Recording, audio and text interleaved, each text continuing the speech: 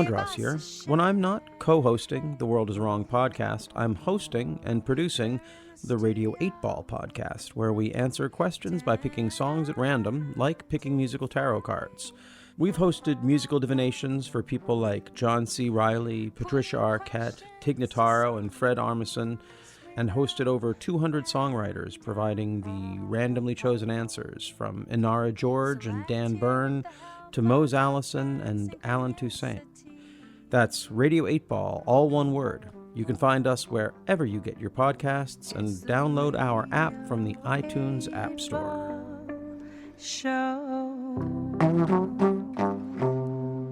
I'm Larry Bishop, and you're listening to The World is Wrong podcast. We're here to tell you how the world is wrong. The world is wrong about you. Want to say it with English accents? The horse's mouth! Yes, indeed. Welcome to The World is Wrong, an extremely positive podcast where we celebrate films the world is wrong about. And I'm one of your hosts, and my name is Andras Jones. And I'm the other host, and my name is Brian Connolly. And we're here to talk about a film from 1958 called The Horse's Mouth. Ooh. Now, this is one of my favorite films, and this is your first time seeing it. Yeah. And I'm going to play a clip from it in a second, but do you want to give a quick, from the hip? Did you like it or did you not like it? I did like it. I think I would have liked it more if it went in the direction that in my head it was supposed to go, and we can talk about that later. But I did really like it, and I really love these sort of like British comedies of the 50s. Like, it definitely has it was that pleasantness that I needed after an unpleasant 2020. So I feel like it lifted me up off the couch into a better life. So that's good. That's high praise. Wonderful. Okay. Well, let's play a clip and then we'll talk about it. You're missing a big slice of life, Cookie. Half a minute of revelation's worth 1,000,000 years of nothing. Who lives 1,000,000 years? 1,000,000 people every 12 months. I'll show you how to look at a picture. Don't look at it. Feel it with your eyes. First feel the shapes in the flat, like patterns. Then feel it in the round. Feel all the smooth and sharp edges. The lights and the shades. The cools. And the warms. Oh, the jugs look real, I'll give you that. Now feel the chair, the bathtub, the woman. Not any old tub or woman, but the tub of tubs and woman of women. I suppose there's some sense in it. Oh, I know you're clever. Do you think I'd have any patience with you if you weren't? I'd shove you in the first dustbin. I'm trying to teach you something. What? A great happiness. Looking at a big fat totty in a bathtub. Do you think I'm a dirty old man? In 1957, coming off of his Academy Award for Best Actor in that year's #1 film and Oscar winner, The Bridge Over the River Kwai, Alec Guinness adapted Joyce Cary's novel, The Horse's Mouth, for the screen. It was his only screenplay, and it was nominated for an Academy Award in 1959. In it, Guinness plays the lead role of Gully Jimson, a cantankerous old genius of a painter who was said to be based upon the novelist's friend, the poet Dylan Thomas. The film follows Gully Jimson from his release from Wormwood Scrubs prison, seemingly for prank calls, and then it follows him as he pursues increasingly larger and larger blank walls on which to paint his biblically inspired masterpieces. This includes surreptitiously squatting in the apartment of a couple of art-loving millionaires, gathering a crew of acolytes to paint a condemned church wall, and ultimately, in the sweetest and most humorous cinematic metaphor for an artist's death, setting off to sea in an unfit vessel against a river mist while scoping the side of a gigantic merchant ship for his final great work, all to the triumphant horns of Prokofiev.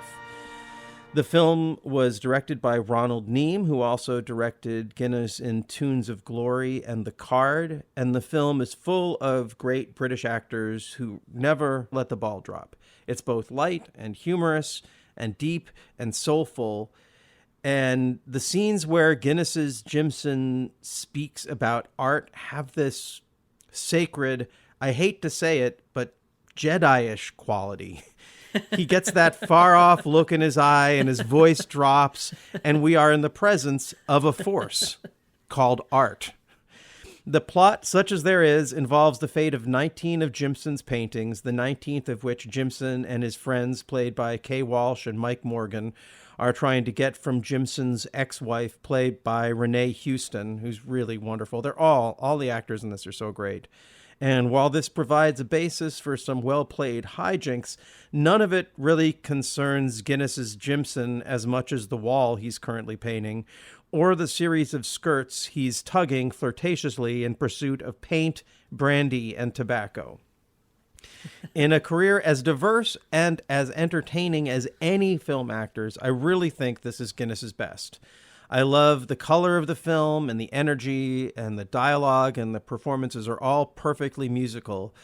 But the key to it is Alec Guinness, grinding his usually gentle Stan Laurel-esque voice into a proto-Tom Waitian growl and throwing himself into the role with an entirely different physicality than we've seen from him in any other of his films that I can think of.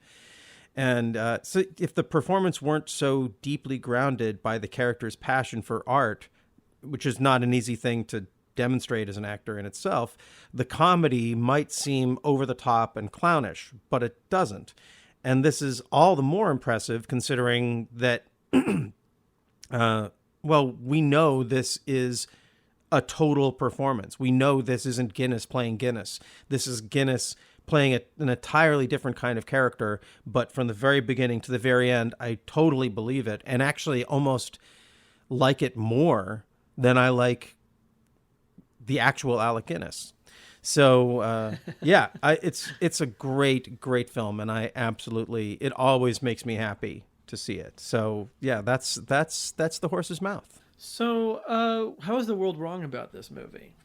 Well, I mean, it's on the Criterion Collection, so somebody knows that it's good. And doing some research, there are some appreciations about it that are out there. So it's not a totally unknown film or an unappreciated film. It was nominated for an Academy Award for Best Adapted Screenplay by Alec Guinness. And as I said, it came right after probably his biggest screen role in 1957 in The Bridge Over the River Kwai. So it's not an unknown piece, but for the most part, when I ask people if they've seen it, they haven't, and nor have they even heard of it. And when I watch it, there's so much about it. There's where it sits in Guinness's career, which I think is interesting, and we'll definitely get into that. But to me, being that it's in 1958, so just to give you some context, in 1957 was the publication of On the Road, Jack Kerouac's breakout novel about the Beats. It was the year of Elvis Presley's Jailhouse Rock, which is also the sort of the beginning of the rock and roll explosion. So this film sort of happens right on top of that, and you can feel it infusing the film. There is this sort of beatnik, early rock and roll quality to the film that is not, it's not in the text, it's in the context and it seems to be burbling up through the film. Like if the film had been made two years earlier, I feel like Gully Jimson would have been a different type character. But in this, he seems like such a proto beatnik type. Yeah. Like there's a scene where he does this little dance and he's playing bongos on like a tray. And and when I did some research, I feel like this might be some of the earliest appearance of beatnik type culture in films. Yeah, it's pretty early. Yeah, and you can also, and when I watch it, it just feels so much like the anarchic, fun, rebellious, cheeky energy of early Beatles, particularly John Lennon. Sort of the humorous class consciousness of it, the tweaking of the privilege of the elites.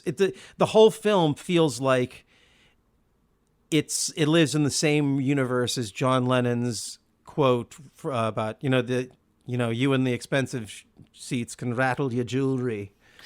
That feels like the kind of thing that Gully Jimson would say. And even though I can't find it anywhere, I feel like when people talk about that, the Beatles and England in the early 60s, they should talk about this film as being foundational or influential there.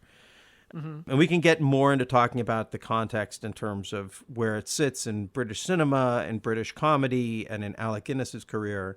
But but yeah, I think that sort of is the briefest encapsulation of how I feel like the world is wrong about this film. Or maybe say the world could be more right about this film.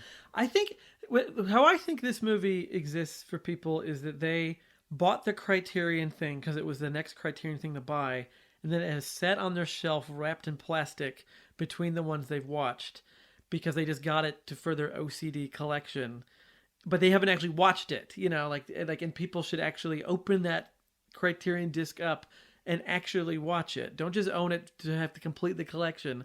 Actually give it your time and watch the damn movie. Well, let's talk about. I think we need to just jump in on talking about Alec Guinness. Oh my God! So, have you seen a lot of his films? I really have. Like, the only stuff his I've seen other than Star Wars is all the David Lean stuff.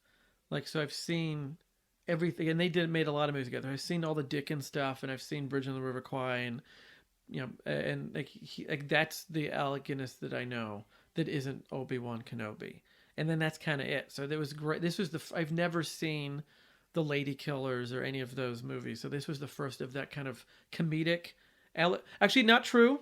I've seen Kind Hearts and Coronets, which is great. And that, if no one has seen that movie, that's him playing like a whole family. It's him basically doing the Clumps, but much better and smarter. And it's one of the first movies I can think of where someone plays like all the characters in the movie. And that is a great Alec Guinness performance. But definitely him in The Horse's Mouth is a revelation. Like you said, it's a true character. Like it's a very well thought out like character that he's playing here, and a really amazing character. And gosh, his throat must have hurt every day after talking in that voice. I can't imagine. It's not just the Gully Jimson voice that he does, but he does all these great. He does when he does his prank calls, and he does the Duchess of Blackpool. It feels very like the Goon Show. This is one of those places where I feel like if you look at the 1950s and you look at Guinness and Peter Sellers, there's this interesting back and forth sort of tug of war. So, like you said, Alec Guinness plays I think 8 characters in Kind Hearts and Coronets. He doesn't play the lead. It's a film about a guy who is many degrees from becoming a duke, I believe. All these other people have to die in order for him to do it, and then he goes about killing them all, and all the people he kills are played by Alec Guinness. He plays a woman. He plays young characters. Plays the sea captain. He plays all these different characters, and then you can see. So Peter Sellers, who is already getting a little bit famous as a radio guy, where Alec Guinness is becoming this big movie star, is watching and being like, I can do that. And then they're in The Lady Killers together, and then a couple years later, you see Alec Guinness being like, okay, well, I can be even funnier than Peter Sellers. I can do there's this. It feels like there's this push pull, And you're right. There is before, if you look at, like on Wikipedia, there's a whole thing of like actors playing multiple roles in a film. And the entry for this one is not only the earliest, but it's the longest. Like even in films where, like Peter Sellers was in 4 films where he played multiple characters, but he was never in a film where he played 8 characters. Yeah. Did you ever see the film The Man in the White Suit? No, I know of it, but I have not seen it. That may have been the first Alec Guinness thing I saw, even before Star Wars, because my mom was a fan of the Ealing comedies, and I remember watching that. And it is a great film. It's really, he's great in it. It's really well acted. It has a lot of sort of class consciousness. It's funny. If you've seen the Peter Sellers film I'm All Right, Jack, it feels like they live in the same universe as well. Although in I'm All Right, Jack, Peter Sellers plays a much less sympathetic character, and in The Man in the White Suit, you can just see why people fell in love with Alec Guinness once he got out of the makeup that he employed in the early David Lean films. So, like, we should say, let's go back. So Alec Guinness was, in England, the route to being a movie star is you're on stage. And through the 1930s, or the late 30s, he was sort of a star of the British stage from 1936 to 39. And then in 1939, he wrote his own adaptation of Great Expectations that he performed on the British stage. And that was seen by David Lean, who, after World War II, in which I think Lean and Guinness both served in the army, and the British, I think Guinness was in the British Navy. Anyway, in 1946, once the war is over, David Lean goes on to make Great Expectations, in some way inspired by Guinness's adaptation of it, and cast Guinness in his first screen role as Herbert Pocket in Great Expectations, and then again in 48 in Oliver Twist. And you sort of see, okay, well, this is the making of sort of a national treasure of an artist. So he goes from the British stage, and then he's first introduced by David Lean, who is going to go on to be sort of the prestige English director of his generation, in 2 adaptations of Dickens novels. And then he follows that up with Kind Hearts and Coronets, this feat of acting excellence. And he's kind of a made man at that point. By 1949, maybe, I guess Laurence Olivier was a more famous British actor, but even he, it's sort of like we were talking about in that last episode, where like he came to America and got famous, and in England they were like, oh, Larry's playing with doing lowbrow Hollywood, while Alec Guinness is our treasure. I think I'm maybe projecting, but it feels like, as for an early career run, that's pretty impressive. And then, like I said, to me, The Man in the White Suit, and then The Lavender Hill Mob from 1951, that's the first time we start to see Alec Guinness playing anyone who looks like Alec Guinness. Before that, it's all characters.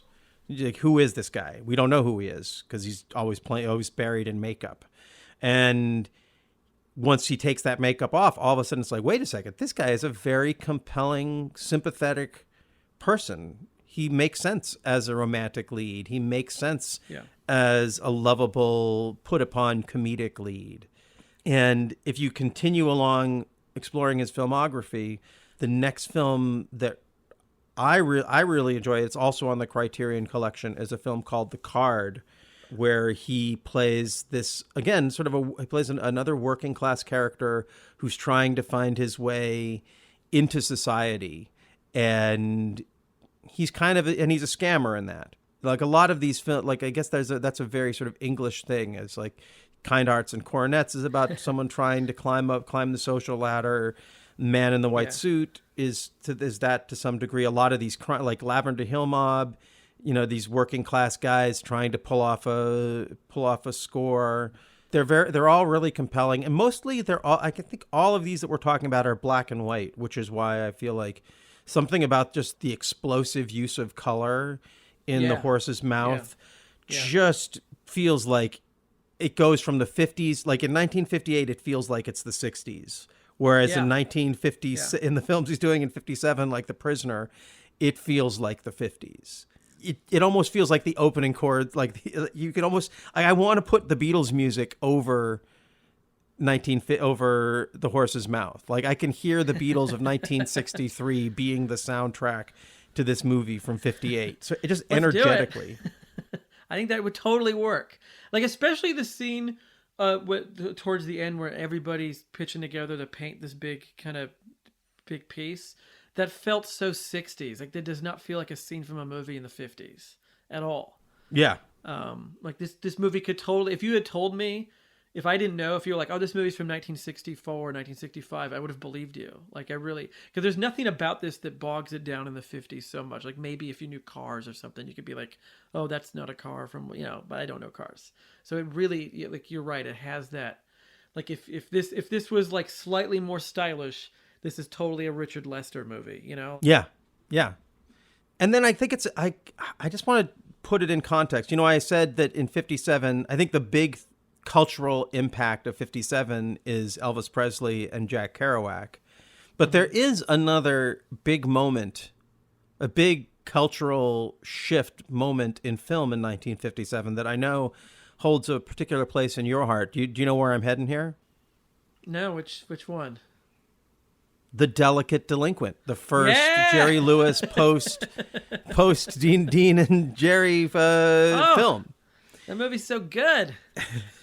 So that's another, like, just things are in 1950. I feel like 1957 is such a watershed. To me, it's one of those really defining historical moments. If you study that year, you study the art leading up to that. Like if you sort of see that leading up to that, every year before that, it's a Frank Sinatra film and a Frank Sinatra album that's dominating the 50s. And then all of a sudden in 57, something starts to shift. The culture moves in a new direction. Yeah. And the biggest film of that year was starring Alec Guinness, The Bridge Over the River Kwai. I don't know how many times this has happened that the number one film in the year also sweeps the Oscars. Yeah. But I think it's a pretty rare thing. Usually there's there's the popular films and then there's the critically acclaimed. And this had that quality of being both. Yeah. So it's hard to underestimate how big that made Alec Guinness at the time. Yeah. And that's when he's, I imagine, writing the screenplay for The Horse's Mouth. Yeah. Because if it came out in 58, they had to be going right from the Bridge Over River Kwai right into The Horse's Mouth. And then just to give you some idea of great films from 1958, there's some really good ones. Vertigo, Touch of Evil, Ooh. Some Came Running, Ooh. one of my favorite films. Yeah. Others like South Pacific, The Fly, and The Return of the Fly, made the same year. The Blob and the screen debut of Steve McQueen.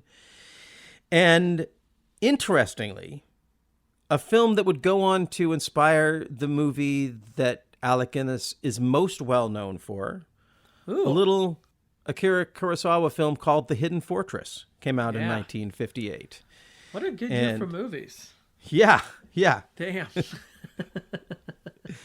Also, The Young Lions, Cat on a Hot Tin Roof, The Defiant Ones, High School Confidential. I feel like that's kind of... Yeah. I feel like, in a way, High School Confidential is the closest in feeling to The Horse's Mouth, which, again, it's such a young feeling film about this old guy. It really is. I absolutely love it. So that just to give you a sense of what 1958 was, and a great year for movies, but definitely The Horse's Mouth should be in that conversation. I guess we've talked a little bit about Star Wars. That's sort of the take on Alec Guinness is that he hated Star Wars. and he hated being associated with Star Wars. And, I guess I can understand that. Yeah. But there's also a part of it. When you were watching this, did you feel the Obi-Wan? Like, I felt like Gully Jimson might be the closest character in his work to Obi-Wan Kenobi, in that he's this older guy, old, wise guy connected to some sort of mystical force. Yeah. In this case, that's art. And he is constantly, or not constantly, but he's regularly holding forth on the power of this mystical force. Yeah. Did you feel that? I mean, I feel like I try to fight against feeling that when I watch old Alec Guinness movies, because I feel like the world is so wrong by only remembering him for Star Wars for the most part, that I feel like I want to try to always block it out of my mind when I watch things, because I can't help but do that. And I did do that with this, and I can't tell if it's just, is that because that's the Alec Guinness I've seen the most, or is there actually something, pulling from something here? And I think you're totally right. Like, I think it definitely is there. And like, he also has a young guy following him around trying to learn his philosophy and his ways, like that's also in this movie. And like, yeah, it just, he definitely, like, the way he spouts like his sort of outlook on life feels like the ponderings of an Obi-Wan Kenobi in a way. Like, there definitely is like a connection there. I feel it must be. Yeah. And if you watch a bunch of his other films, you'll see that is not usually the case. Like, your instinct to fight against that, you don't have to. Like, if you watch Our Man in Havana, or Tunes of Glory, or Bridge Over the River Kwai, or Kind Hearts and Coronets, or like any of these films, it's way more Stan Laurel, Fred Astaire, like this light touch. He's very sympathetic, and his voice is up here, and but in this he's got the beard and he's wizened, and it is so proto Obi-Wan that I like. If you again watch more of his films and then go back and watch this, and you'll be like, oh yeah, it's okay to feel that way about this one. It would be, as we play with different music for this, if you laid in that the music that plays under Obi-Wan when he talks about the Force, under Gully Jimson when he talks about art, you just see that there's this like weird, this tonal shift that... Please do that. You're missing a big slice of life, Cookie. Half a minute of revelation's worth 1,000,000 years of nothing. Who lives 1,000,000 years? 1,000,000 people every 12 months. I'll show you how to look at a picture. Don't look at it. Feel it with your eyes. First feel the shapes in the flat, like patterns. Then feel it in the round. Feel all the smooth and sharp edges, the lights and the shades, the cools and the warms. The other surprise when I watched this movie was Michael Gow. Oh yeah.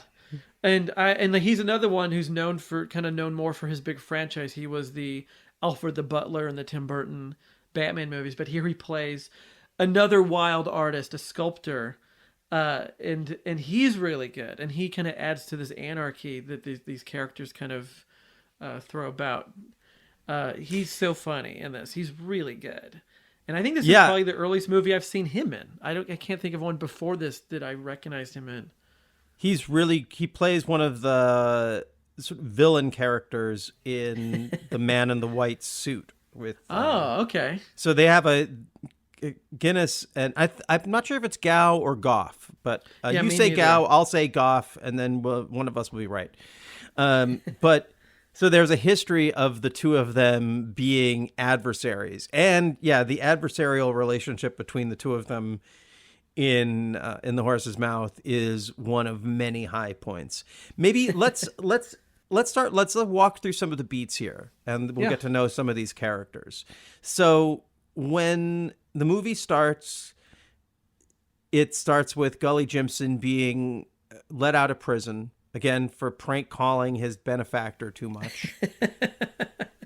which I just think is like, it's not mentioned upon in the film as being funny, but I think that that's funny. It's very funny. He's greeted by his young friend, whose name is Nosy, played by Mike Morgan. Is that the character's name? Yeah, Mike Morgan.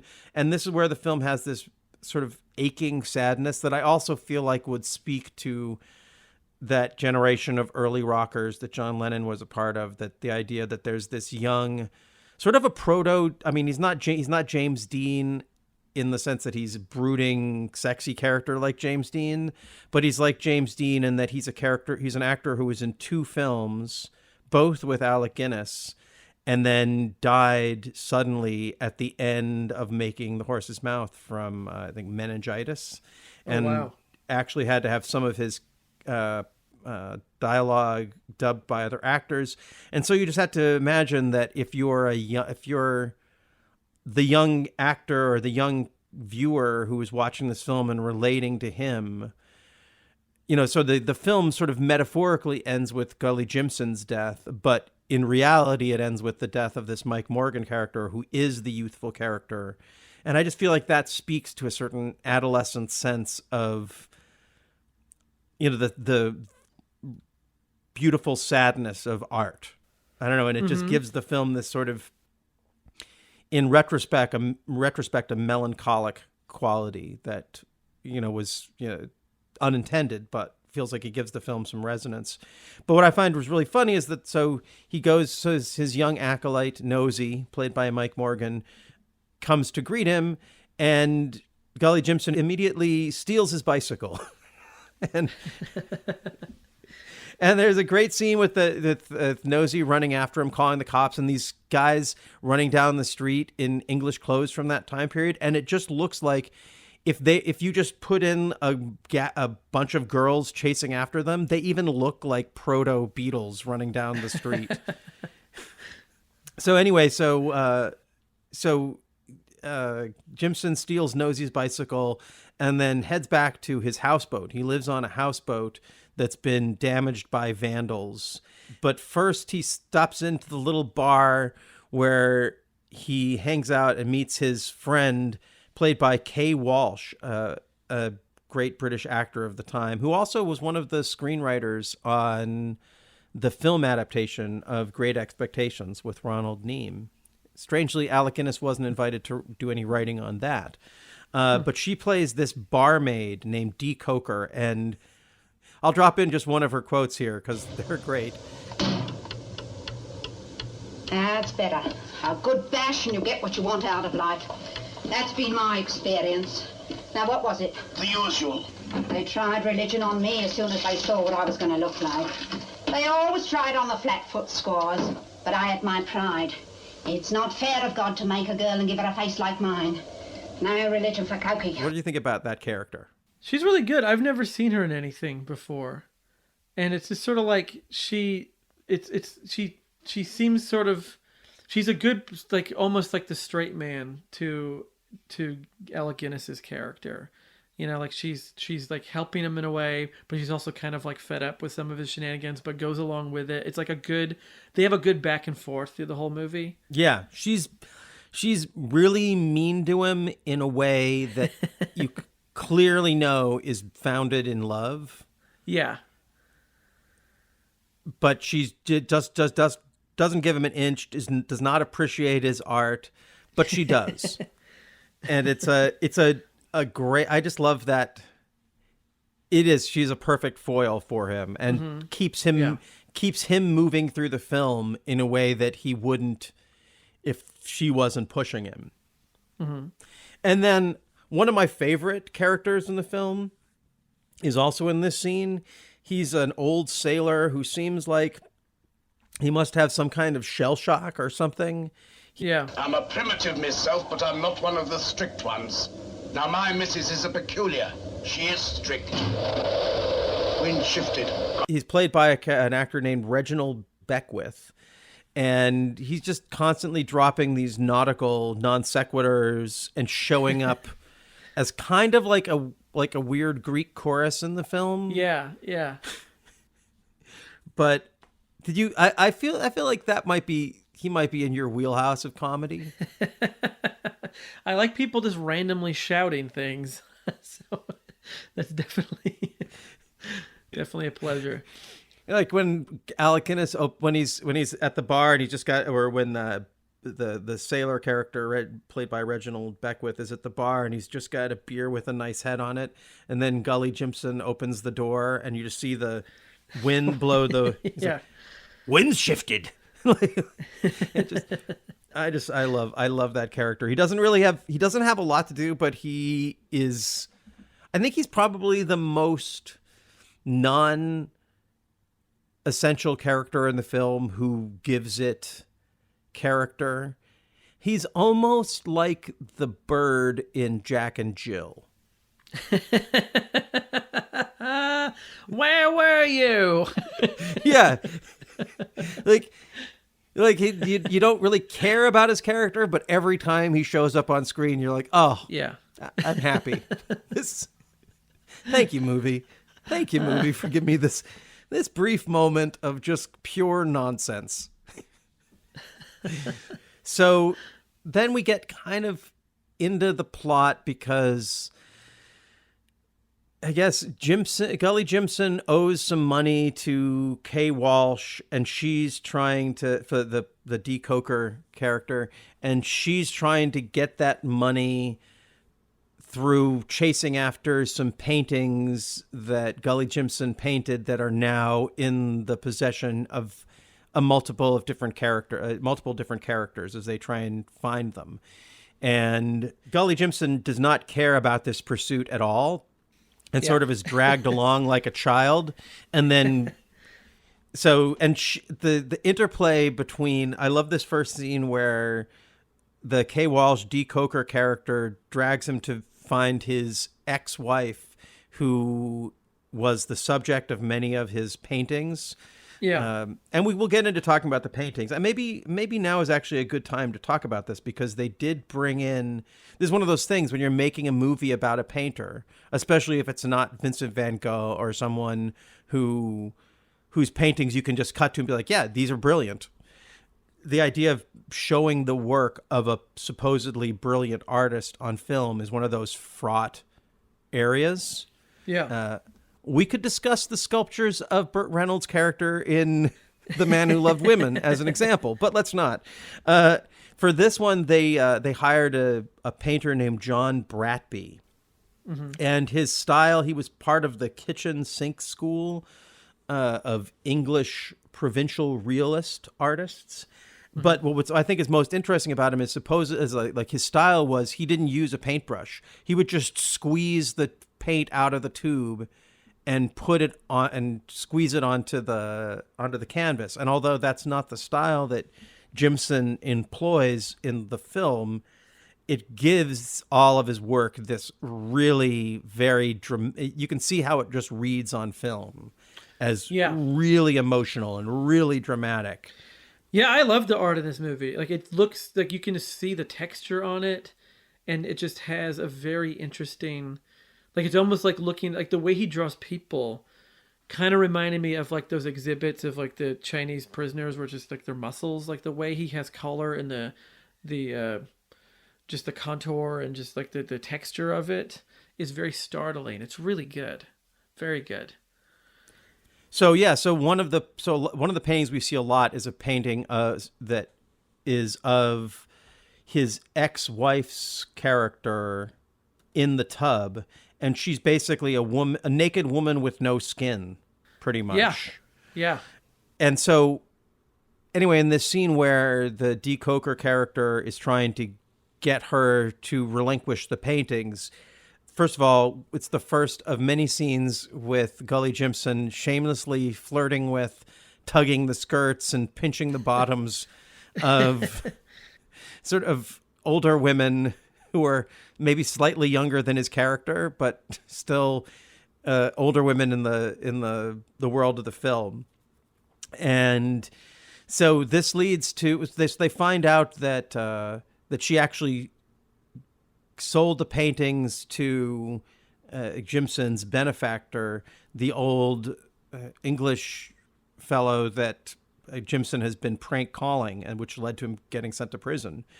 And so they, and they're, after they can't get the paintings from the ex-wife played by Renee Houston, who also did a lot of work with Polanski. She was in the film Repulsion and in Cul-de-sac. And she's really great. I love the understated thing that she's like, that's right. Like, no matter what the decoker character throws at her, she's like, oh, yes. She's like, That's right. sort of the English definition of passive aggressive, like some completely kind but giving nothing. That's right. And so then they hightail it off to Hickson, the benefactor's place, and she's trying to get money out of him, and then he tells her that he's been giving Gully Jimson money all along, and he would continue if Gully Jimson would just stop calling him because it upsets the servants. And meanwhile, Gully Jimson is trying to steal a bunch of sculptures from his benefactor's place. He's a thief. This guy, he is definitely a thief. He does not like. It's funny that he got arrested for prank calling because this guy is constantly stealing stuff from rich people. Yeah.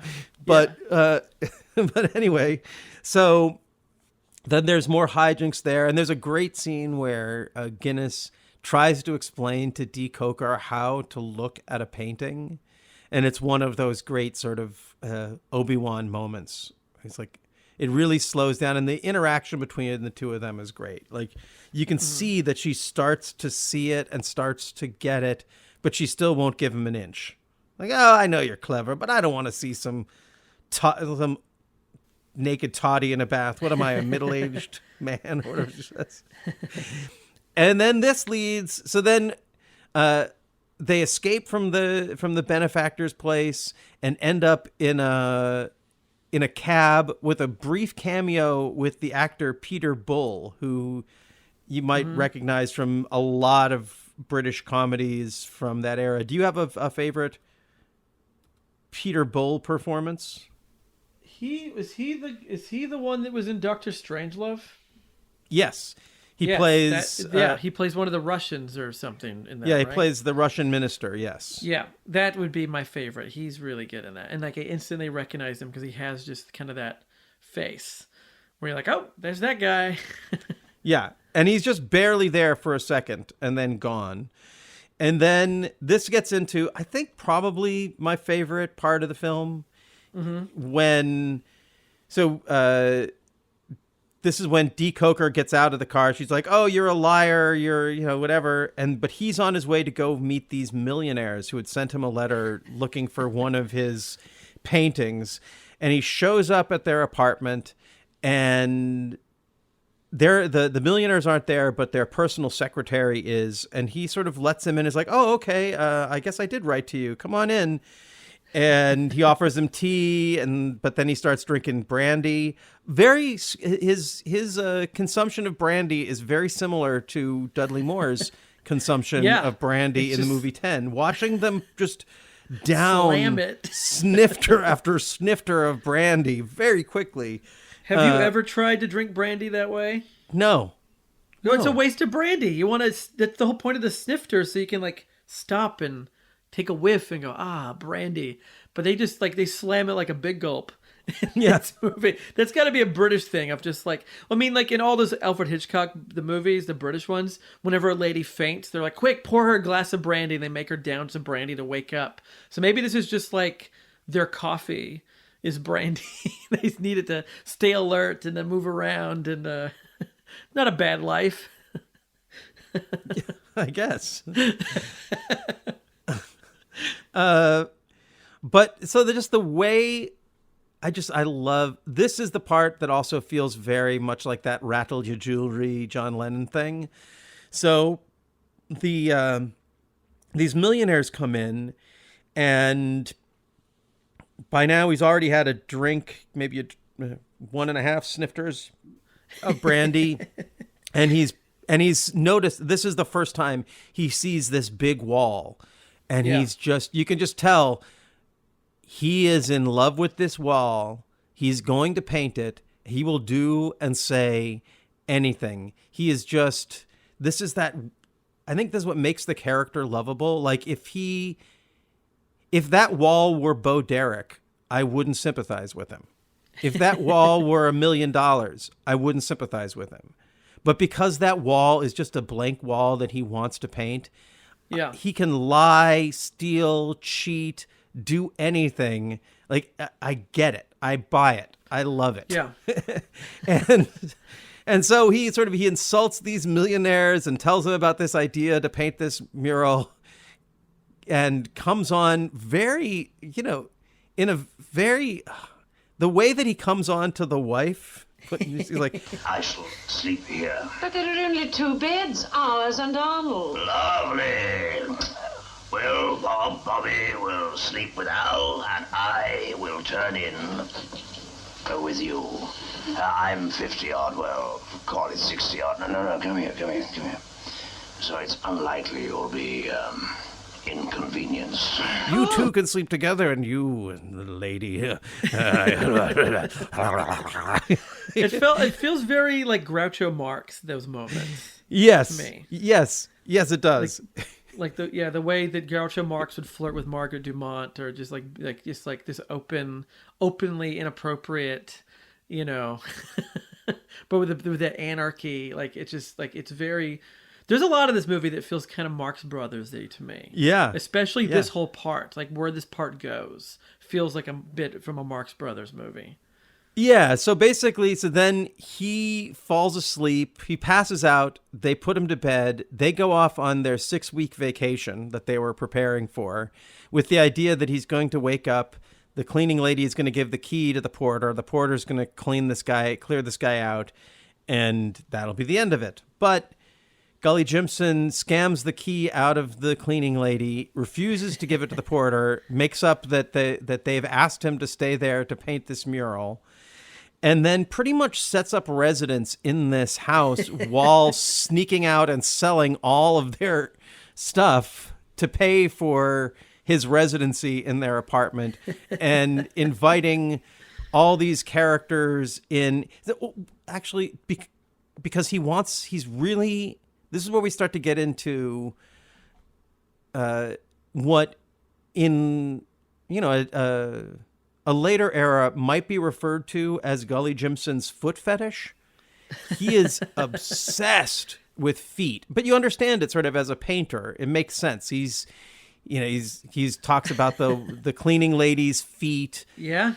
And he invites a black actor named Elton Olivieri. In his only film role, he plays the Blackfoot model who he has come up and sits on the couch drinking brandy. And there's a great scene where... But Sir Jimson, sir, he said he wanted to see me. How do I know that? That's what Sir Jimson said, sir. All right. Go on, use the stairs. Top floor, 6B. Sir Jimson said I wasn't to walk, sir, and not to tie my feet. Come on, then. How did you get such feet? What kind of feet, sir? Cheeky feet. I don't know, sir. What you do for a living? I'm a waiter, sir. Ah, so that's it. It's just a nice little... Again, it feels like that moment feels way more like a moment out of a 60s film than out of a 50s film. And the way it starts to get out of hand, because this is when Michael Gough shows up, and he just sort of shows up uninvited. He just heard about this sort of happening of these artists and these people hanging out. So he shows up with with the model, and they lower the cement block through the roof, and it just turns into this total mess. And that's when it really starts to feel like a Terry Southern movie or something. Like this feels like a scene that would be in The Magic Christian, or like it has that anarchy feel that you don't see in movies from the 50s so much. And this is the best part of the movie, but it also kind of made me the saddest. I think it's because I watched it maybe the right after 10, that my brain was in Blake Edwards' world, and I wanted this to turn into The Party, where the rest of the movie was just an hour of this place just building and things getting more and more out of hand. And the fact that it's only in the middle of the movie was a tad disappointing, because I wanted just the movie to go off the rails into just one long mess of this apartment. And what's funny is it also reminded me of sort of like the end of Gambit when things start getting out of hand when they're trying to rob the place. And I didn't realize that movie's also by Ronald Neame. I didn't know that he directed Gambit, which totally makes sense. I haven't seen Gambit. Tell us a little bit about it. You've never seen Gambit? Says Man, the guy who's great. never seen What's Up, Doc. Okay, go on. Gambit's really good. It's another movie where Michael Caine is this driven thief, and he recruits Shirley MacLaine to like rob, to steal this jewelry. But like this part of this movie, like the heist in this room that it takes place in, it becomes a mess and things kind of get out of hand. And so it's definitely something Ronald Neame is good at. Also explains why he maybe was hired to do the Poseidon adventure. It's like, we want a bunch of stuff falling apart and being this big mess. Like, it's so good. And like the relationship that Alec Guinness has with Michael Gow is really funny, where you can tell they don't really like each other, which is really funny because they're people that other people don't really like so much. And so to see them kind of like scowl at each other, but be like, fine, you do your art over here and I'll do my art over here. It's really well, yeah, good. we should. So basically, he scams his way in. He's not going to let Alec Guinness isn't going to let him stay there until he says, "But I've got a big commission." And they're like, okay, I'll charge you rent. You can come in, okay? And so then he comes and he's lowering in this big block of granite or something to do his sculpting, and through some hijinks and shenanigans, the block gets dropped and falls through the floor and into the downstairs apartment, which we were told earlier is owned by a woman who is also away on holiday. And so Michael Gough immediately says, okay, well, I'll move downstairs. And so he sets up downstairs. There's a hole in the floor. Upstairs, and they're all living in squalor, even though these rich people's apartments. They're eating eating out of cans of, cold cans of chili or whatever. And they can't afford the black paint, so they decide to paint the Blackfoot model's feet in white. And there's a model down in the bottom part for the sculptor who has just been nude with her arms over her head for weeks and is cramping up. And I love the bit about the sculptor who he starts with this huge block of granite and it just keeps getting smaller and smaller and smaller. Yeah. He's seeking and he can't find it. And they have this. I love the interchange between the two artist characters when they're both sort of at their wits' end with their work and they try to get encouragement from each other, but all they can do is insult each other and make themselves like give each other the exact opposite of what they both need, which is like an encouraging pat on the back.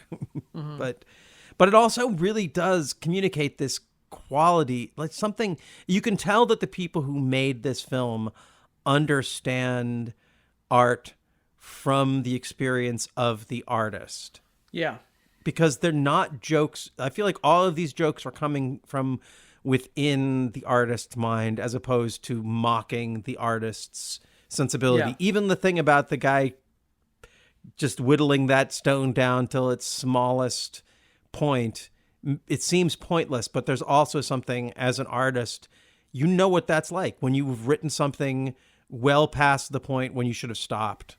When you're tinkering with your song far past the point where you should have just been like, oh man, that we did not need that extra string section, Lou Reed.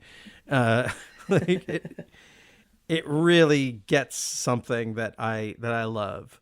And then of course there's the great moment of Gully Jimson realizing, oh, I don't even like this painting anymore. And we see it, and it's amazing. Like, he achieved what he wanted to achieve. Yeah. There's this huge, beautiful mural on this, just the wall of this destroyed apartment. And he's like, I didn't do it. It didn't succeed. And then he's at the door when the millionaires come home, and they're like, this is the wrong place. And they come in. And at this point, he's rolled the carpet over the floor, so they come in and immediately rush towards the mural to see what's gone on, and they fall through the floor, all three of them, and Gully Jimson lets himself out and just walks off, sneaks out. It really is one of the best scenes of any comedy. Like that whole 30-minute, 20-minute, however long that whole segment is. It's so good. It's to me the true highlight of the whole movie. Yeah, it's where we really to me the movie really starts when he sees that wall. He comes in, he's just trying to scam them for money. That's all. He's going to try and sell them a painting and get £7,000, and that's it.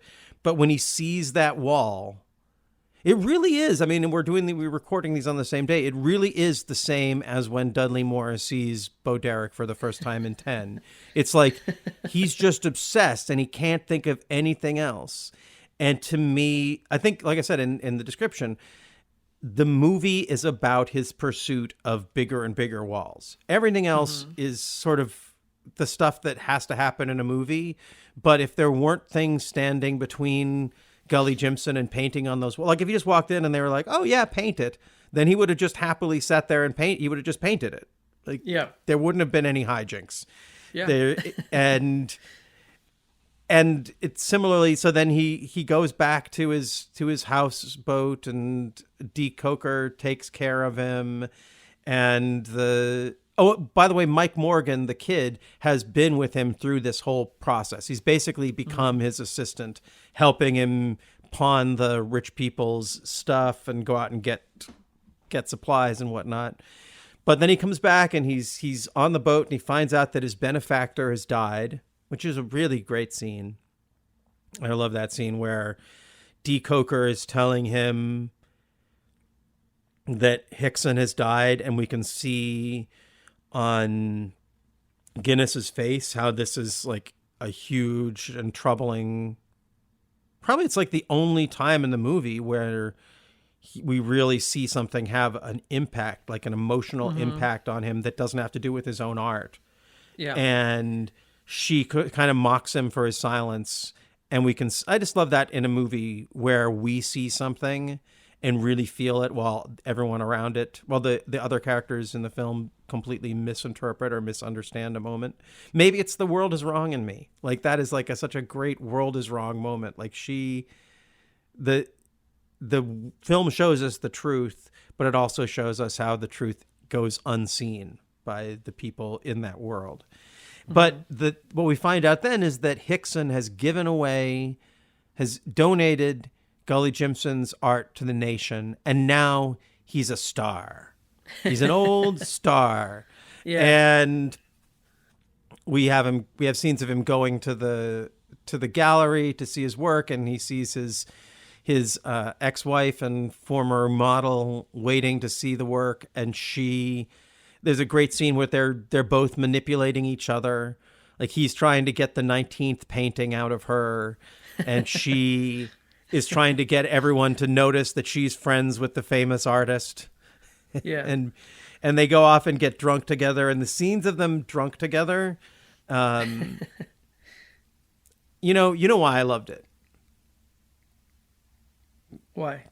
Because of the mustache. Come on. He's so he goes back to her place. They get drunk. They go back to her place, and he's singing songs, but he's wearing this cowboy hat and a fake red mustache that I guess belonged to her son. Yeah.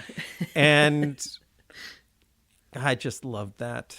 You know how I feel about mustaches especially in British comedies. Oh yeah, they love the mustache. And of course, he thinks he's got the painting, but he doesn't. She has the upper hand on him. But again, we have some more great Alec Guinness flirting. Like, something about old people doing sexy flirting feels like so optimistic. It makes me feel so like, I don't know, just like something that's really the opposite of pervy. Like it's just so like seems so natural and cute and wonderful. I don't know. Yeah, and you're like good for them. Yeah. Like we should all be so, in that way when we're old. Yeah, well, when he if he was pinching the butt and pulling the skirt of some young woman, you'd be like, "Oh, it's creepy." But when he's flirting with his ex-wife that way, you're like, "This is a good day for her. She loves of course she loves it."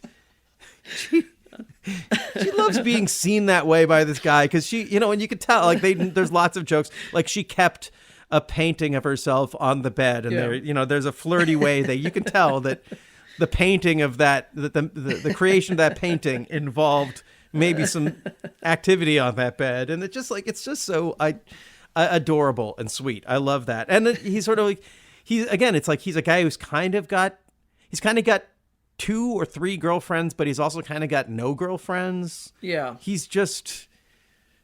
Have you known artists like this? Because I've known artists who are like this. Yeah. Oh, yeah. It's definitely a type. Not all artists, but there are some. My brother is like this. Yeah? Yeah. He lives in a squat in Europe. He's an artist. He is completely comfortable with chaos and squalor and not knowing where things are going. And, and it can be really frustrating. Like, I find myself, I end up playing the decoker to him when we're together. And it's so maybe there's also something about this film that speaks to me in that way. It's like, oh, it makes me feel closer to my bro. Let's see. What else is there here? I guess we're getting close to the end of the film. So basically, this is when he finds his next great art piece. He's hanging out outside of a church with Mike Morgan, and a black cat runs in, and they chase it in, and he sees an even bigger wall than the wall at the millionaire's place in this condemned church. And that's where he gathers this whole crew of young artists to come and study with the great famous Gully Jimson. And he has them all painting sections of the wall. And in this case, not a lot of feet. This is more about a lot of animals. What is this, like? What was the name of the Rising of Lazarus was the painting in the millionaire's apartment. What was this one? What was the theme of this one? It was another biblical one. Something about maybe the fall from the garden or something. Yeah. Anyway, so they paint this huge mural on this wall as, I guess, they're tearing down the church around them. Well, they don't really show that, but when they go in, it's a full church, and by the time the mural is done, all that's left is the last wall that's on which this mural is kept, or has been painted. And basically, they're going to paint it, and as soon as they're done painting it, the demolition crews are ready to knock it over. And Gully Jimson, in a moment of insight and compassion, realizes that he has to be the one to knock it over, because anyone else would be, would just be too hard. Like, they don't forgive them. It's definitely a forgive them, Lord, they know not what they do kind of moment. And there is an odd religious quality that underpins this film that is anything but religious. What did you make of that? I didn't pick up on that, but that's an interesting take for sure. Well, just all of his paintings that he's making during the film have a biblical quality to them. Yeah, I guess I didn't really think about that, but that is true. Which is, you just wouldn't see that. You wouldn't see that coming from this character who's all about flirting and drinking and smoking and stealing, and this is a guy who does not take the 10 Commandments that seriously. But there's did you when I was watching the scene where the wall comes down with the big mural on it, it really made me think of Tim Robbins' The Cradle Will Rock, which also ends with the destruction of a mural. Did you think about that? I didn't, but now that you're saying it, I'm like, that's totally, yes. That's a very striking image. I mean, it's just something really striking to see, like, this work of art, whether it's good or not, just be destroyed, just be brought to rubble. It's definitely like a big symbol. It's a good symbol to put in a movie. And in the interview that with Ronald Neame, that's also on the Criterion channel, he talks about how stressful that was because they only had one shot at it. Yeah. And it really did come out. It's perfect the way it falls. And that pretty much kicks off the end of the film, having done this great sort of the masterpiece is not just in the creation of it, but in the destruction of it and the act of the destruction. It makes it an even greater work of art. And with that, Gully Jimson heads back to the ship. He gets on the boat, which is we've never seen. We're told it's a faulty vessel, that there's as much water inside as out. He gets on the boat. He undoes the mooring and sets off to sea with the triumphant music playing. And in the book, I suppose, and I'm going to read the book and maybe come back and give a brief comparison between the two once I have. But in the book, the character dies. And in the movie, the character has this triumphant moment of pure art where he gets on this faulty vessel, he heads off to sea, and we see him floating along next to this big merchant vessel and seeing the next great canvas, which is, of course, it's impossible that he could ever paint it. Yeah. But it's such a wonderfully triumphant ending that is perfectly in sync with the feeling of the movie.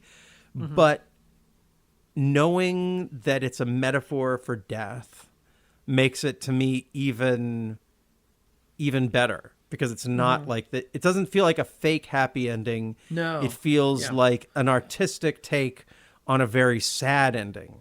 And that makes it even it makes it feel very similar to the failure of his painting on the Millionaire's Wall, or the destruction of the painting on the church wall. Like, this is a guy whose art is based in futility. Mm-hmm. And I don't know, I feel like that's such a great inspirational way to end a film like this. Yeah. So that's the plot of the film. Are there any high points that you feel like we missed out on? I really liked the detail in the wardrobe of how there would be little spatters of paint on Alec Guinness's sweater. Like, even before you saw scenes of him painting, he's just walking around with these clothes that always have paint on it. I thought that was a really nice touch. Like, all of his clothes. It could just be a little smudge, but it's there. I think that's really good. I got really excited when I saw the billboard on the bus for Gordon's Gin. Because I love Gordon's Gin, and of course that's the gin that James Bond drinks. So that was very thrilling to see a billboard for Gordon's Gin. And then the other thing that struck me was that I wonder, and I know, I mean, it's weird because it's how he really talks, but Nick Nolte in Martin Scorsese's Life Lessons, the segment of New York Stories, talks like Alec Guinness, artist in this, but that's just how Nick Nolte talks. But I wonder if that was in the casting when Scorsese, because clearly Scorsese's seen this because it's a movie that's old and good. But that movie, another movie about a tortured artist who's driven and driving everyone crazy in a more dramatic setting. But just that kind of raspy, that scraggly voiced artist reminded me of Nick Nolte in that movie. So that those are the things that stood out for me. Yeah, it's funny. I hadn't thought about that. I was trying to think about other portrayals of artists on film, and I remember that. I don't remember anything about that except the scenes with Nick Nolte painting to music while listening to Bob Dylan, and it obviously was a striking enough representation of an artist on film that's the only thing that remains with me. It's interesting. So Ronald Neame, in his interview about this on the Criterion channel, he says that the project was originally brought to him by Claude Rains. That's a different movie. The actor movie. Claude Rains wanted to play this character. And Ronald Neame was like, I don't see, it's a great book, but I don't see a movie in it. And just sort of left it there. And then Alec Guinness brought it to him, and so he wanted to do it. And he said the same thing. He's like, I think it's a really great book, but I don't see a movie in it. And Alec Guinness was like, well, can I write it? If you let me write it. And I think there's a movie in it. And then he did. And he was like, oh yeah. So, what's interesting about that is, like you said, if Claude Rains is playing this character, a very, very different movie. Not a comedy at that point? Or like you just can't imagine, although who knows? I mean, yeah, you can't imagine that it would have that same anarchic feel. I can't imagine. Maybe Claude Rains had that in him. He's a great actor. But also a deeper appreciation of Guinness. That he read this and saw how this could be a movie before even the director could. Are there other sort of favorite films about artists that stand out for you? I mean, my favorite is that Scorsese one. Like, I find that one so inspiring. I love it. It's so good. It's one of my favorite movies. And if no one's seen it, it's great. It's part of the New York Stories movie. I really love, like, it's hard because most of them are about real people. And this is sort of like a different world of like these made up artists. But like for the ones based on real people, like I really like Basquiat. I think that's a great movie. Really good movie. I think the documentary Enter Through the Gift Shop is an amazing film about an artist. The one about Banksy, or Exit Through the Gift Shop, I mean. And I've never seen Lust for Life, the Kirk Douglas Van Gogh movie. It's I think I've seen almost all of the Vincent Van Gogh films, and I think that's the least of them. My favorite is Vincent and Theo. I love. Oh, that's great. Oh yeah, that's really good. That's a great one, but also the recent one with Willem Dafoe at Eternity's Gate. That's also really, really good. But I feel like, in a way, Vincent and Theo lives right at the center. Like Lust for Life is, I don't know. It just, I don't buy it as much. And Eternity's Gate, maybe I buy it like too much. It's like, it's so intense that Willem Dafoe's performance almost outshines the Vincent Van Gogh-ness, but Tim Roth in Vincent and Theo really nails it for me.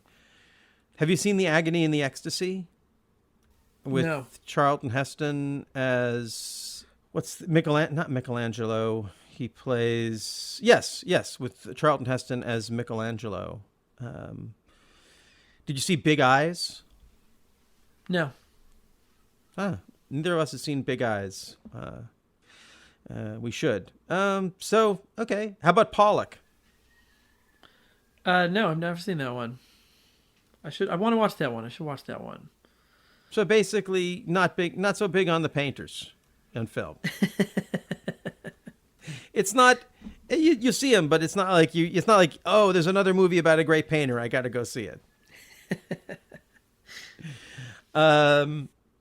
Yeah, if you're listening and you want to recommend good films about painters that we should check out, please send that to us at contact@theworldiswrongpodcast.com. There's one other thing I wanted to point out in my research. I found that I guess David Lean and Alec Guinness had a somewhat tempestuous relationship, but David Lean always cast him in his films because he called Alec Guinness his lucky charm as an actor, which was borne out because Alec Guinness refused to be in the film Ryan's Daughter, which was the one major flop in Lean's career. And as we spoke about in our episode with Larry Bishop, was the film that pretty much ended the acting career of Christopher Jones. So makes you wish that, it makes you want to like run a test, like go back. Like if I had a time machine, maybe what I'd do is I go back and say, hey, I just need to know if Ryan's Daughter would be a success if Alec Guinness was in it. Here, Alec Guinness, here's an extra X amount of money, go do this film. We'll just see if we can save the career of Christopher Jones and make this film a hit, or if it would have been a failure, even if you'd been in it. Was it a good choice not to be in it, or was it a bad choice? We'll never know. We'll never know. And I still haven't seen Ryan's Daughter, but I know I need to.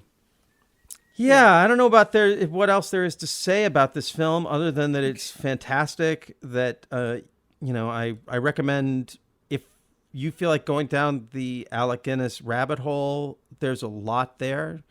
The film that the performance he says he's the most proud of was his portrayal of Adolf Hitler in the last days of Adolf Hitler. But I like Alec Guinness so much that's like the last guy I want to see him play. Have you seen that? No, I'm never in the mood to watch a movie about Hitler. Weird. Well, I'm always in a mood to see To Be or Not to Be. Yeah, I'll watch a movie where they mock him, but I don't know, like a movie just about him. You got to be in the right mindset, I guess. Yeah. In 1973, Alec Guinness was in that mindset to play Hitler. I'll totally watch it. And that's pretty close to it's between that and Star Wars is only 4 years, and he was in a British TV series. He was in a TV movie of Caesar and Cleopatra. He played a small role in Murder by Death from 1976, and then he is introduced to an entire it's one of those things. Is his film career destroyed or made in 1977? I mean, he finally had an action figure made of him, so that means he made it. People can play the horse's mouth, but, they can redress up the little Obi-Wan action figure and make a whole little game of it.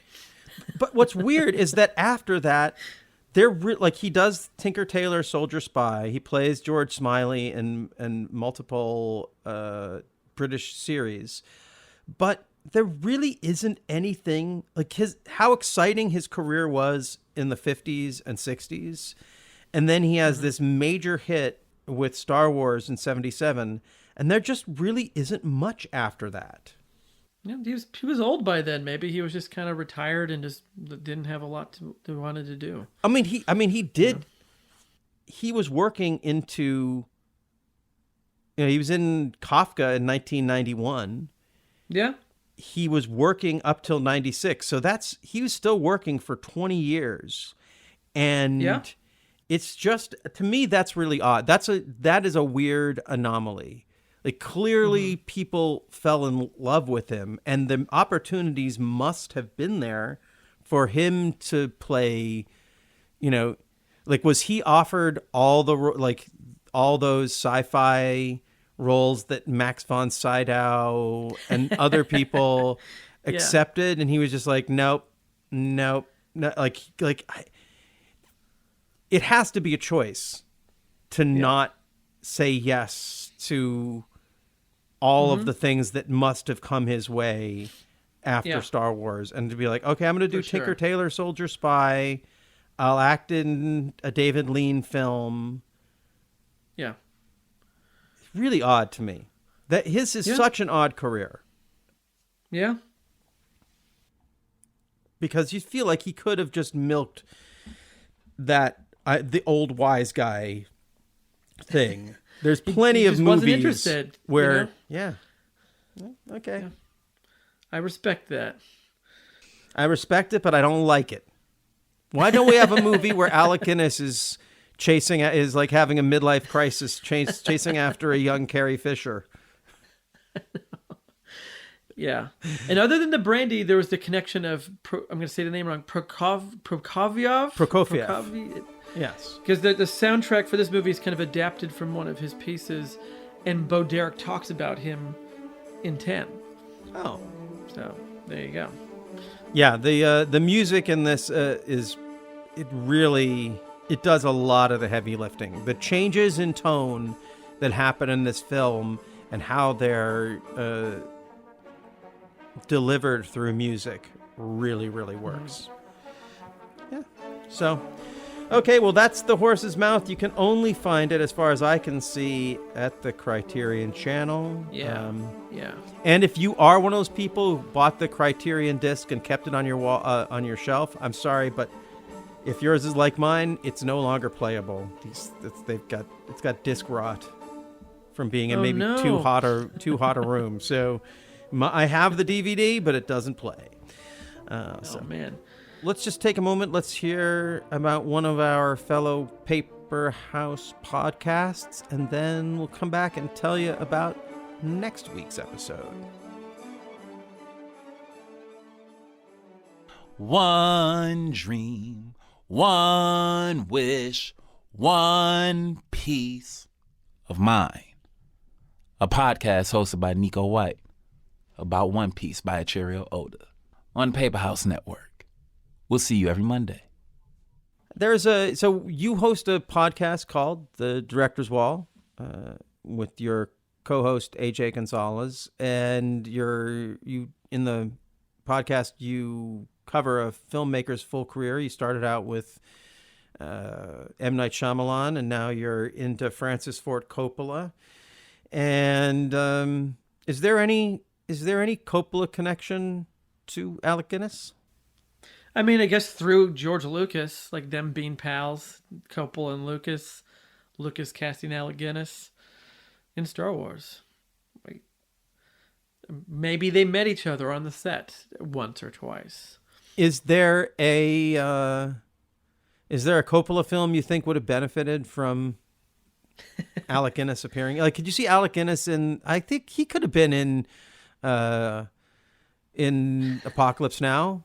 Like, he could have been in he could have been on the plantation scenes. Maybe that would have been good. Oh yeah, I could totally see him doing. Yeah, like that would have been a nice little Bridge in the River Kwai reference or something. I think I could totally see that.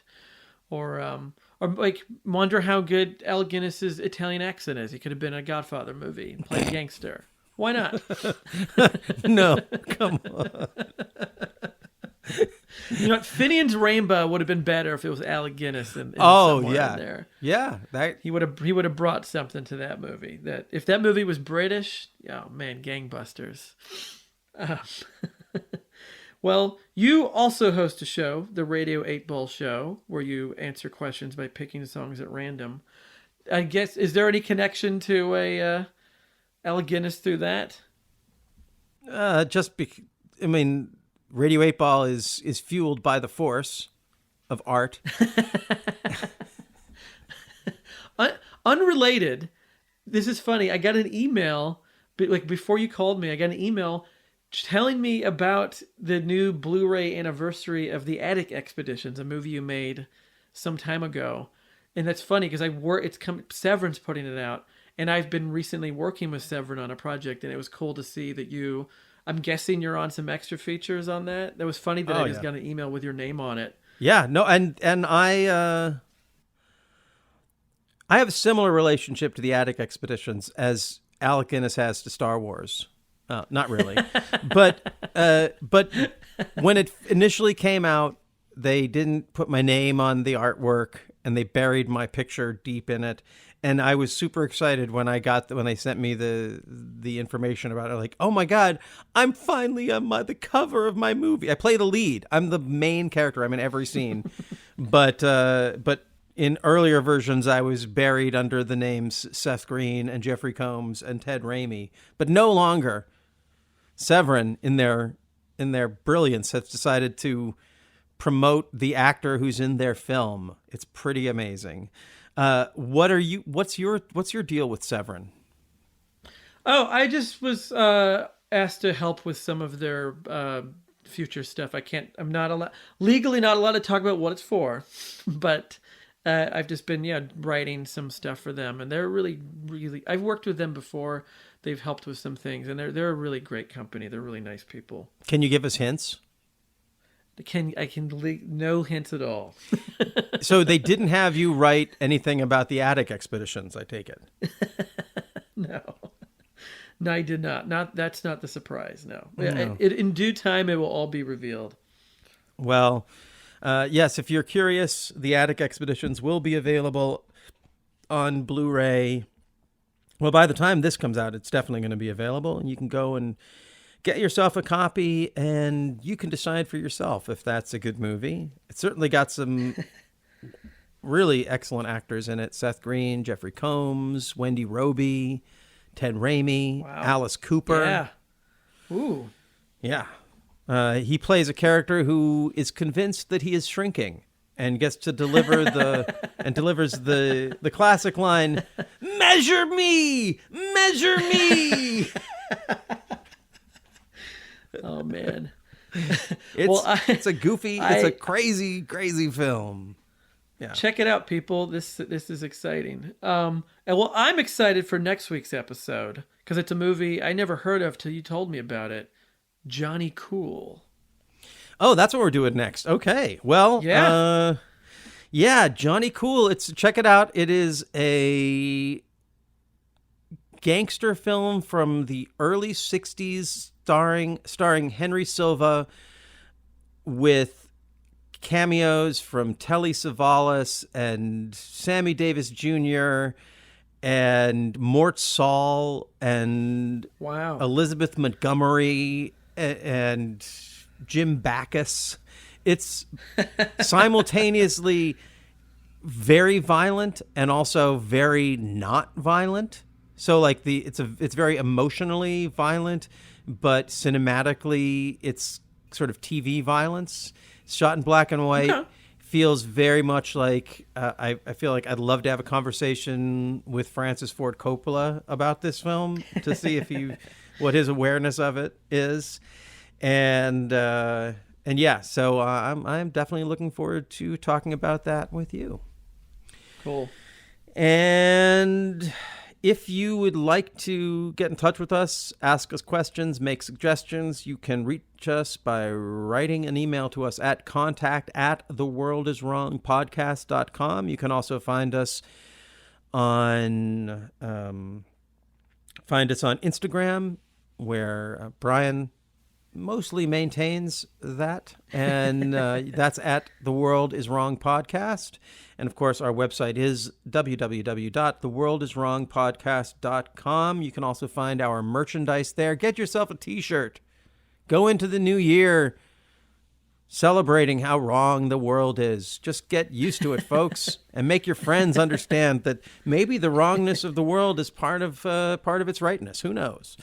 But however the world is, we're going to keep coming back and talking about films we love for you. Brian, you want to give any last salutations to the audience? Words of wisdom? No, just, like if you see that big blank wall, like go for it. Don't run away from it. Embrace it and just fill it up with your ideas. That's a great sentiment. That's wonderful. Okay, well, and when you do, if people give you crap about it, you just say, hey, don't you know? Wherever you are, the world is wrong. And it's probably wrong about me. I mean you. About us. The world's just wrong about us. Mr. Hickson's house? This is the Duchess of Blackpool. I wish to speak to Mr. Hick. One moment, Your Grace.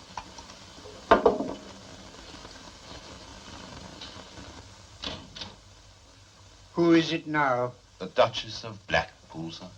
Get the police and have the call traced. I took the liberty of doing that on the previous call, sir. He should be intercepted at any moment.